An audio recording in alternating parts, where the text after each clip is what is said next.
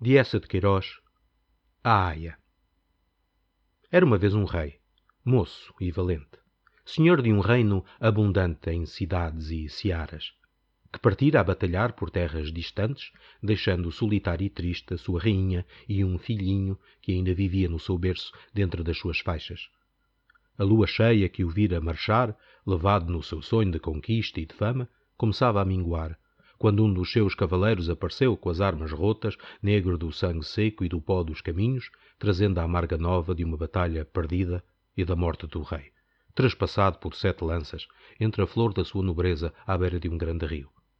A rainha chorou magnificamente o rei. Chorou ainda desoladamente o esposo, que era formoso e alegre, mas, sobretudo, chorou ansiosamente o pai, que assim deixava o filhinho desamparado, no meio de tantos inimigos da sua frágil vida e do reino que seria seu, sem um braço que o defendesse, forte pela força e forte pelo amor. Desses inimigos, o mais temeroso era seu tio, irmão bastardo do rei, homem depravado e bravio, consumido de cobiças grosseiras, desejando só a realeza por causa dos seus tesouros, e que havia anos vivia num castelo sobre os montes com uma horda de rebeldes à maneira de um lobo que de atalaia no seu fojo espera a presa.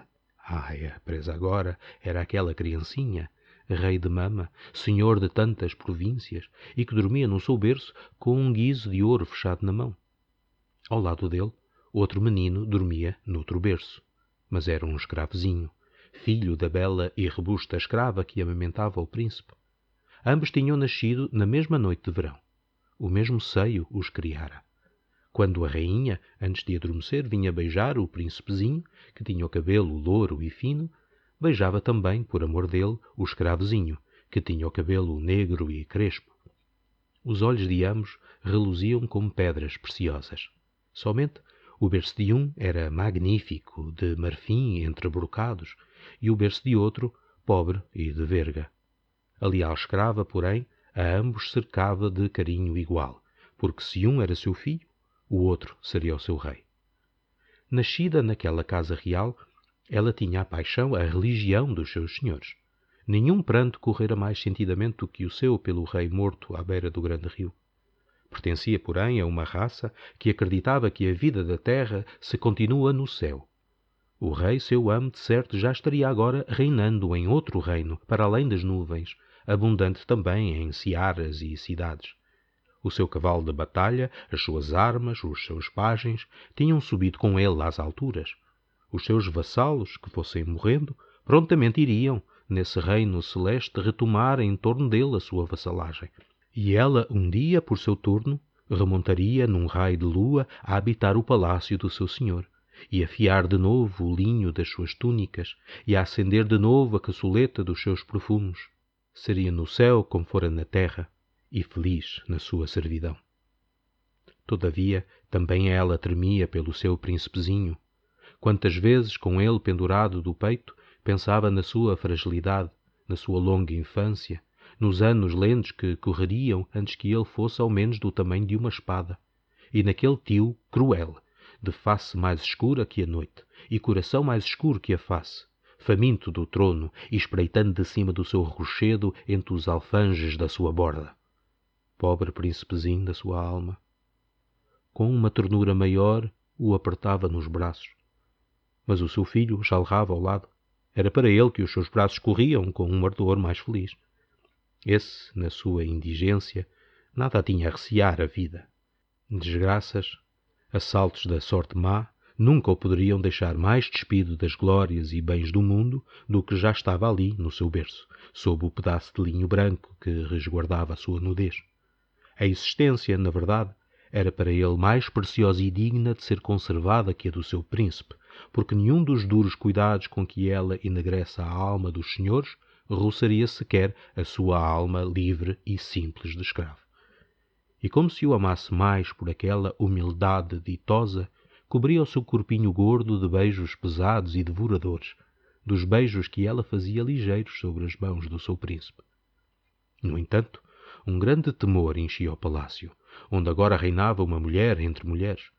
O bastardo, homem de rapina, que errava no cimo das serras, descera a planície com a sua horda, e já através de casais e aldeias felizes ia deixando um sulco de matança e ruínas. As portas da cidade tinham sido seguras, com cadeias mais fortes. Nas atalaias ardiam lumes mais altos. Mas à defesa faltava disciplina viril. Uma roca não governa como uma espada. Toda a nobreza fiel perecera na grande batalha, e a rainha desventurosa apenas sabia correr a cada instante ao berço do seu filhinho e chorar sobre ele a sua fraqueza de viúva. Só a ama leal parecia segura, como se os braços em que estreitava o seu príncipe fossem muralhas de uma citadela que nenhuma audácia pode transpor. Ora, uma noite, noite de silêncio e de escuridão, indo ela a adormecer, já despida no seu catre entre os seus 2 meninos, adivinhou, mais que sentiu, um curto rumor de ferro e de briga, longe, à entrada dos vergéis reais. Embrulhada à pressa num pano, atirando os cabelos para trás, escutou ansiosamente. Na terra areada, entre os jasmineiros, corriam passos pesados e rudes. Depois houve um gemido, um corpo tombando molemente sobre lajes como um fardo. Descerrou violentamente a cortina. E além, ao fundo da galeria, avistou homens, um clarão de lanternas, brilhos de armas. Num relance, tudo compreendeu. O palácio, surpreendido. O bastardo cruel vindo roubar, matar o seu príncipe. Então, rapidamente, sem uma vacilação, uma dúvida, arrebatou o príncipe do seu berço de marfim, atirou-o para o pobre berço de verga e, tirando o seu filho do berço servil, entre beijos desesperados, deitou-o no berço real que cobriu com brocado. Bruscamente, um homem enorme, de face flamejante, com um manto negro sobre a cota de malha, surgiu à porta da câmara, entre outros que erguiam lanternas. Olhou, correu o berço de marfim onde os brocados luziam, arrancou a criança como se arranca uma bolsa de ouro e, abafando os seus gritos no manto, abalou furiosamente. O príncipe dormia no seu novo berço. A ama ficara imóvel no silêncio e na treva. Mas brados de alarme atroaram de repente o palácio. Pelas janelas perpassou o longo flamejar das tochas. Os pátios ressoavam com o bater das armas. E, desgrenhada, quase nua, a rainha invadiu a câmara, entre as aias, gritando pelo seu filho. Ao avistar o berço de marfim, com as roupas desmanchadas, vazio, caiu sobre as lajes num choro despedaçada. Então, calada, muito lenta, muito pálida, a ama descobriu o pobre berço de verga. O príncipe lá estava, quieto, adormecido, num sonho que o fazia sorrir, lhe iluminava toda a face entre os seus cabelos de ouro. A mãe caiu sobre o berço com um suspiro, como cai um corpo morto. E nesse instante um novo clamor abalou a galeria de mármore. Era o capitão das guardas, a sua gente fiel. Nos seus clamores havia, porém, mais tristeza que triunfo. O bastardo morrera. Colhido ao fugir entre o palácio e a cidadela, esmagado pela forte legião de arqueiros, sucumbira, ele e 20 da sua horda. O seu corpo lá ficara, com flechas no flanco, numa poça de sangue. Mas, ai, dor sem nome, o corpinho tenro do príncipe lá ficara também, envolto num manto, já frio, roxo ainda das mãos ferozes que o tinham esganado. Assim tumultuosamente lançavam a nova cruel os homens de armas, quando a rainha, deslumbrada, com lágrimas entre risos, ergueu nos braços para lhe mostrar o príncipe que despertara. Foi um espanto, uma aclamação. Quem o salvara? Quem? Lá estava, junto do berço de marfim vazio, muda e hirta, aquela que o salvara, serva sublimemente leal. Fora ela que, para conservar a vida ao seu príncipe, mandara à morte o seu filho. Então, só então, a mãe ditosa, emergindo da sua alegria extática, abraçou apaixonadamente a mãe dolorosa e a beijou e lhe chamou irmã do seu coração. E de entre aquela multidão que se apertava na galeria veio uma nova, ardente aclamação, com súplicas de que fosse recompensada magnificamente a serva admirável que salvara o rei e o reino. Mas como? Que bolas de ouro podem pagar um filho? Então um velho de casta nobre lembrou que ela fosse levada ao tesouro real e escolhesse de entre essas riquezas, que eram como as maiores dos maiores tesouros da Índia, todas as que o seu desejo apetecesse. A rainha tomou a mão da serva, e sem que a sua face de mármore perdesse a rigidez, com um andar de morta, como um sonho, ela foi assim conduzida para a câmara dos tesouros.